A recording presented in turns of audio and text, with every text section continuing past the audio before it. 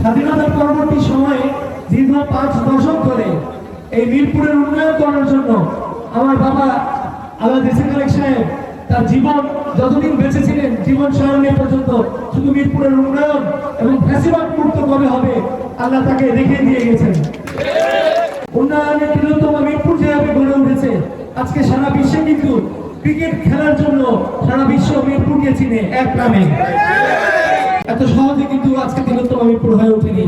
আপনারা জনাব এসে খালেককে আপনাদের ভালোবাসা বারবার ভোটদানের মাধ্যমে প্রমাণ করেছেন এবং উনি নিরলসভাবে চেষ্টা করেছেন মিরপুরের উন্নয়ন করার জন্য। ইনশাআল্লাহ গণতান্ত্রিক প্রক্রিয়ায় যে নির্বাচন হবে, সেই নির্বাচনে আগামী দিনে বিএনপি সরকার গঠন করলে আপনারা যাকে অধীর আগ্রহে অপেক্ষায় আছেন প্রধানমন্ত্রী হিসেবে দেখতে পারবেন, সেই শহীদ জিয়া ও খালেদা জিয়ার সুযোগ্য পুত্র জনাব তারেক রহমান আপনাদেরকে নিয়ে একটি সুখী সমৃদ্ধ বাংলাদেশ গড়ে তোলার প্রত্যয় ব্যক্ত করে দিন রাত পরিশ্রম করে চলেছেন। ইনশাআল্লাহ মিরপুরকে নিয়ে আরো অনেক স্বপ্ন আছে এবং এই শাহী থানার রাস্তাঘাট, স্কুল, কলেজ, মাদ্রাসা কবির ভাই যেটা বলে গিয়েছেন, আগামীতে বাংলাদেশ জাতীয়তাবাদী দল সরকার গঠনের মাধ্যমে আপনাদের যত ধরনের সমস্যা আছে আমরা সেই সকল সমস্যা দূর করে একটি আধুনিক বাসযোগ্য করে এই দেশকে আমরা একসাথে গড়ে তুলব।